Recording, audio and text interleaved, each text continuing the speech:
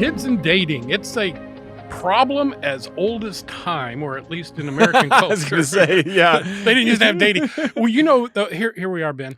As a parent of 4 adult children, I look back on my kids. Yeah. I have a fresh appreciation for arranged marriages. Oh my goodness. Hey, look, I would die to me. live in India right now. It couldn't be any worse than the typical methodology that adolescents use for finding spouses right now. It couldn't be any worse. Oh, no. So, I mean, well, to me, I think today on LifeTalks, Dan promotes planned marriage. I think arranged marriages make sense to me, to be honest with you. I mean, when I was in high school, I'd be like, "That's the stupidest, dumbest thing ever." But you know, when you're an adult, now you understand. You're like, I understand what makes a marriage work and what doesn't. I can look at someone and be like, "That's not going to work out." Yeah, and there's also this, this kind of trope that the kid does not get any voice, or it's not like they were marrying for political alliances and the royal families did. Usually the kid's got a little vote in the matter too. Well, and I think that part of the problem is also we just have a convoluted understanding of love, and I think that's the other thing, that we equate feelings with love, and therefore if my feelings aren't there, then I can't love the person. Yeah, and we all know the typical teenager has feelings that are all over the place. So anyway, I don't know how we got off on this, but welcome to Life Talks, and my name is Dan. I am with Ben. We're the teaching pastors at Life Fellowship outside of Charlotte, North Carolina, and we are doing a series on family legacy, talking about some of the tough issues that face parents today, trying to put a biblical worldview into effect on those. And today we're talking about kids and dating. Yeah, I mean, I think that maybe it's because it's fresh in my mind. I've got my children are 21, 19, 17, so they're in this realm of trying to figure out who they're going to spend the rest of their life with. And so well, I'm interested in what you have to say on this. I will say I'm just going to complain for the next 20 minutes. Can I just vent? We would all understand. Every can I parent complain and vent and throw things? Or no, I'm just teasing. I grew up in a very unhealthy dating environment. Ironically, in a very independent Baptist, very legalistic. But I mean, there has to be a Bible distance between you. We had rules. Believe me, we had rules. But I mean, they encouraged dating like in middle school. I mean, what? Seriously, my first girlfriend was when I was in 8th grade, and I was smitten. And I did not. What was her name, Dan? What was her name? Trudy. Isn't that a good 70s name? That's great. But I don't remember having many periods of more than a week or two without having a steady girlfriend all the way through high school. So you want to know the name of my girlfriend in 8th grade? Not really. It's oh man. Ouch. All right, so as much as yours was was it 70s name, 60s name? It was the 70s when I was in high school. 70s name. So I dated a girl in 8th grade. Her name was Tiffany. Is that the most 80s, 90s name ever? As soon as you said that, I figured some chick with a tiara on. And I just said chick. I'm going to get so much hate yes, mail. You are. How long did your 8th grade romance last? Oh, I dated her off and on. Like, she'd break up with me and go out with my best friend, and break up with him and go back with me. It was Moberly's version of Peyton Place. It was pathetic. Yeah. And I just honestly thought that I was just going to be just ruined for life if I didn't have a girlfriend. I mean, it's weird because you look through, your pictures and yearbooks and so forth. Mm-hmm. Every year I went to the high school big banquet we had, I had a different girl. Oh, yeah. Yeah, I mean, it's just, well, you can't go with the same girl twice. Then they would think that you're good, serious. Yeah, well, there wasn't that many girls in my high school, too. Maybe it's not an independent Baptist thing. It might be a Moberly thing. That's really the problem. Well, even in Moberly, the trees don't fork a lot. Let's just put what are we talking about again? Teens and Dan and I are going down memory lane. And we're going to get in so much trouble. I just hope none of my own girlfriends are listening to this podcast. So let's just start off with the basics. Yeah. How soon is too soon? To date? Yes. Well, I think that this is a hard question because here's what you and I know, okay? I'd love for us to have this nice, elaborate, beautiful conversation, but the reality is this is so messy at times. Oh, yeah, and again, every kid's different. And I'm not sure if this is your experience, but we had this experience, and I'm not saying you shouldn't do this, but we try to prep our kids and we try to teach them principles. And your mother and I, we know who to look, we know what's going to make a great spouse. So make sure you work with us, and we're giving you the approval of this person that you date. And I think what I found is that all the plans kind of out the window because here's the thing: you could say we don't want you to have a girlfriend or boyfriend in high school. We told our kids that, like, listen, it's good to have friends. It's good to, you might even like someone. It's okay to like someone, but don't date in high school, because dating is for the purpose of marriage, and you're not ready for marriage. So there's no sense of having a boyfriend or girlfriend during that time. So I mean, if that sounds so wise and it sounds so great, but then your kid comes home in 9th grade and is like, I'm in love. And you're like, you can have all the rules you want. Yeah, it's not going to do it. And so when answering that question, you might be able to hopefully instruct and help your child understand why having a boyfriend, girlfriend at a young age is a bad idea. Yeah. But once their emotions get involved, then it's kind of like, you're just trying to manage everything at that point. I think a couple of things when it comes to, you're going to have family policies or rules, and you're going to have family principles. Ooh, I like and that, I think Dan. you need to have both, Write and you need to let that them down. know way in advance. So my principle would be, and I got to say again, my experience with my children are adults now, but the dating years are complicated without a doubt. But I would say the principle is delay dating as long as you possibly can. I think that's the way the parents ought to approach it. Great idea. And by the way, there's statistical reasons for that. For example, kids that give up their virginity, they are likely to lose their virginity earlier based on how soon they start dating. That's right. Kids that get married too soon or end up divorcing their first spouse, often there's a correlation. The earlier they started getting interested in these kind of things, the faster the treadmill started kicking in. Do you know what my dad's saying always used to be? The sooner you start the car, the sooner you're going to want to drive.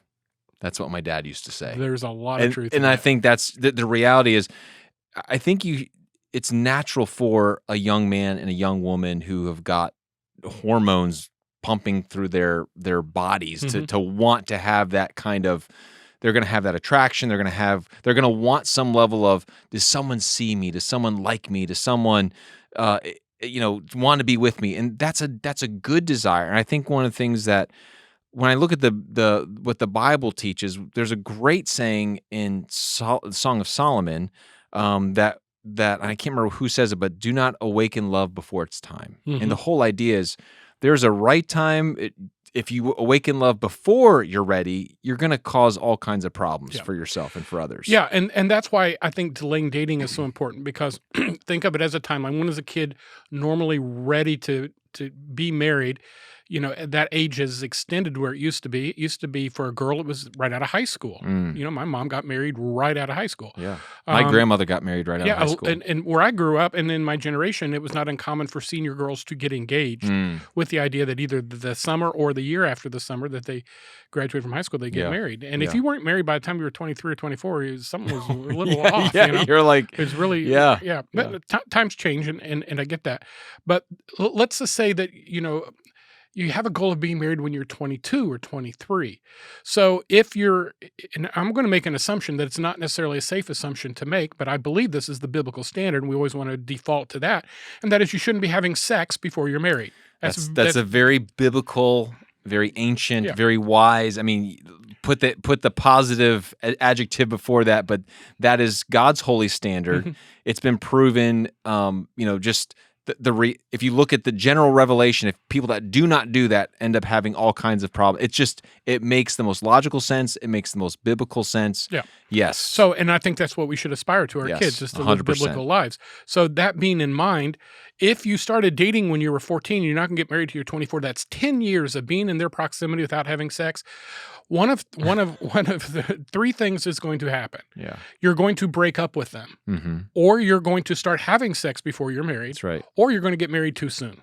One of those three things is going to happen. Yeah. So we have to be really cognizant of what we're putting in front of our children in terms of the runway, and whether that's what's best for them. So I think delaying, but I think it's also reasonable to say, you know what, if you let your 14-year-old entertain a member of the opposite sex in their bedroom at your house alone, unchaperoned, well, I hope you like getting called grandpa. Or that's you just mentioned the difference between a rule and a principle, right? I mean that is definitely, and that's leading to some of the other questions we're going to deal with. But and that's kind of like do a sideways move into it. I think if you don't have these rules, I would question whether or not any kind of single dating at all needs to be occurring prior to 16, 17, 18 years of age. So let me ask you a question. What about the whole courting movement? Because that's been a very big especially amongst the homeschool crowd, like, we don't date, we court, and so we hang out at each other's houses. And so that was popularized by two different movements. One of them was the Bill Gothard movement. The Bill Gothard movement is who produced the Duggars. And by the way, one of the Duggar daughters has, I like saying is it Duggar or Duggar? It probably is Duggar. Duggar daughter, one of the Duggar daughters, wrote a book recently on how she escaped without abandoning her Christianity. Escaped that. I'm pretty familiar with the Bill Gothard Institute of Basic Youth Conflicts. I actually went to one or two of their seminars back in the 80s. But they were big into courting. And then they found out that the guy who wrote all of that had been molesting women for years. The other branch of that was a guy by the name of Josh Harris. Josh wrote a book, I Kissed Dating Goodbye. That became almost like you carried your Bible when you were and you carried I Kissed Dating Goodbye. So huge when I was younger. So and if you know the story of Josh Harris, he has deconverted. He has divorced his wife. He has shown, while he's not made any public announcements, he's shown a huge affinity for the gay community. And he has also quit publishing the book and asked that it be withdrawn and not used anymore. At the same time, I think there were a lot of sound principles in both of those movements. So I would say don't throw the baby out with the bathwater. I think there's some things that should be considered in those books. But again, the bottom line is the Bible doesn't talk about dating. And I think it doesn't. So we got to use common sense. And I think that's what here's the positives when it comes to courting, if you want to call it courting, right? It involves the family. It involves the parents. And I think if you're going to, again, the Bible doesn't talk about dating because the Bible was written in a ancient Middle Eastern culture, which they did arrange marriages. And the whole reason why if you want to talk about biblical principles, the biblical principle that's involved is that moms and dads know what's best for son and daughter on who would make a great spouse. Like that's the biblical principle, that whenever you see someone finding a spouse, you don't see them, trying to find one on their own. They're always leaning on someone who's, Abraham, when he's trying to find a son for a wife for Isaac, he sends his servant. I want you to find this kind of person from our family line who doesn't, isn't a bad idolater. So the whole idea is bring someone who's of like faith than us that we can trust. But Isaac, it says, I think he was around 40 when he got married. It's not like he was, come on, Dad, hurry up. He trusted his dad to know when he was ready and to find the right person. And I just think we are fighting this uphill battle constantly with our young people, that there's this mentality that I need to feel good. I need to experience the fullness of life at this age. There's never an understanding of delayed gratification. Yeah. It's an entitlement in any way, shape, or form. And it's, I know better than you do. And so, if you're a young person listening to this, you have to really look at yourself in the mirror and ask yourself something. Do you know more about marriage than your parents? Just answer that question. If you think that you do, you are what the Bible calls a fool, because you think you know more than your mom and dad. And so it's hard to handle a fool. But I bring this up to say, at some point, kids are going to have to look at their mom and dad and say, I trust you. Even if you feel like their rules are weird and they're blah, blah, blah, but you know what? God has given them to you for this season and for this time. And God knew in his sovereignty and providence, he has put you into their home. And whatever their standard is for you, or whatever their influence is, or whatever their principles or rules are, just know that God knew exactly that you would have these principles and rules around you, and so thank God for them. Yes. All right, so but parents, you can tithe. Tithe. No, I'm just teasing. The reality also is that there are no simplistic answers to this. There are no formulas, no, like I said Sunday morning, no silver bullet, no secret sauce. Yep. But it is not something that you should just be ignoring. These conversations need to be held once your kids begin puberty. Why do we date? What is the person that we would want to spend the rest of our life with? What is the purpose of marriage? Where does sex fit in this project? Right. And when is sex acceptable? Yeah. These are kind of questions that most parents just say, oh, I can't wait to talk to my kid about this. But it's a part of parenting, and we need to do the things that are right, not the things that are simply easy. And let me just say this, that you make such a great point, but mom and dad, number one, you got to be on the same page. You have to be on the same page for this, which means you have to decide what these rules and principles are for your kids and for your family before Johnny comes home and says, I'm so-and-so's my girlfriend. Wait. Time out. What? Yeah. You know what? The train has left the station at that point. If you are constantly reacting to what your kids are doing, you're going to lose that battle. So you have to think through the situations of how are we going to handle these things with principles, with rules, with standards, with boundaries, but also, a lot of grace, a lot of mercy, and knowing that there's just going to be certain things that you're going to have to cry out to God for or lean on other people for, So, all right. Can we get to one more question? Yeah, because there's so much more stuff on this weekend talk. So I don't know whether we're going to get to 2 episodes or how you want to do this. It might be 3 episodes. Who knows? Okay. I only have 5 questions written down, and we've gotten 1. So, this one, I feel like we're in one of your sermons. I feel like we're in one of your sermons, Dan. Oh, this is just cheap. That is just cheap. I've got 5 points, and there's 5 minutes left. Britt, hold on, buddy. We're going to get through this. I pulled back the veil a little bit. Are you done mocking me? Seriously. I don't get paid enough for this. I'm going to ask number 6 when there's only 5 questions, okay? So here's where we're going. What do you do? Is it right to have a policy that says your kids have to date believers?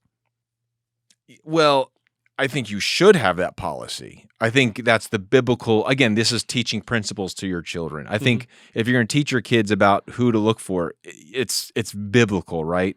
And give us the biblical basis for it. I mean, 1 Corinthians, you should not be unequally yoked, right? And that's How can part two of walk it. Together unless they be agreed. So, and that's, and I hate even proof texting this. It's just a basic principle. If you were to read the entire New Testament, you would understand that there's never a purpose and a reason for someone to marry someone who's not of the faith, if they have a choice. But here's, because there are people pulling out their keyboards right now to send us a text who are going to tell you that I call it evangelidating, or missionary dating, dating, who are going to say, but I was dating this person and I brought him to church and they got saved. And here's the other thing: God's grace in unusual circumstances does not negate sometimes God blesses us in spite of our stupidity. And Dan, what I would say is for every one of those emails we would get, I have 10 more that would of other people that say, I married someone that I should not have married because I felt like I was afraid I wouldn't meet anyone else. I was hoping, and they have struggled with this reality. Now, again, sometimes people they come to faith while they're in a marriage. And there are some who pretend to come to faith, and then as soon as because I've seen that happen up close and personal. Absolutely. So I mean, there's all kinds of issues when it comes to when you're looking for a spouse. Look, if you're a young person, look for their character and for their faith. If they you want to marry someone who loves Jesus most and best, because they will love you way better if they love Jesus more than they love, than making you into an idol. And so look for that kind of person. That is so huge when you're looking for a spouse. Do they love Jesus? And so, and I think alternatives to dating are something that we should. I mean, we're just all over the place. I'm losing my mind because I the box. I like to think in lists and order and so forth. But I need to stick this one in as we get short on time. Is we need to redefine dating completely. again, if you put a 14-year-old boy with a 13-year-old girl, Bible studies do not break out spontaneously. That's not what's going to happen. All right. But if you put a group of 14-year-olds and 15-year-olds together, they'll play table games, they'll go out for ice cream, they'll laugh, they'll be silly, they'll be, rude and, all the other things teenagers do. But they're not going to participate perhaps in the same level of intensity of hormones that they would if it's just two of them. And so I would say as a parent, encourage group fellowships, group activities, group things, invite them over to your house. I often said this, most of us have a room in our house where we've got all the nice furniture and nobody's allowed to sit in it. We just look at it, right? Yeah. I would take that room and take a big can of Hershey's chocolate and just redecorate the furniture, break it in real good, get you some table games and video games and maybe even a pool table, stick it in there and let that be the place where the kids gather. Yeah. And let them have fun in there, whether it's in your basement or your garage or your backyard or something. Have a place where the kids gather, not one-on-one, but 5 and 7 and the different ways. Right. You'll be setting your kids up to learn how to engage with members of the opposite gender in a way that is healthier than if it's just one-on-one and what do you want to do? I don't know. What do you want to do? Have you ever kissed anybody? And next thing you know, you're grandpa. Well, oh my goodness. I would have loved to have been one of your kids. Oh no, this is why you don't do this. every line of argument ends with, and then I'm a grandpa. My kids are in their 30s and they're still in therapy. All right, so we're out of town. We're out of time. All right, so we're going to come back and visit us. Ben, it's always just fun talking about this kind of stuff, particularly at this stage in our life where we have zero control over our children. So I hope you all have, hopefully somewhere in this mess of a podcast, you got an idea or whatever. Maybe you have a question. Anytime you want to ask us a question, send it to lifetalks@lifecharlotte.com. But as always, thanks for listening, and we'll catch you next time here at Life Talks.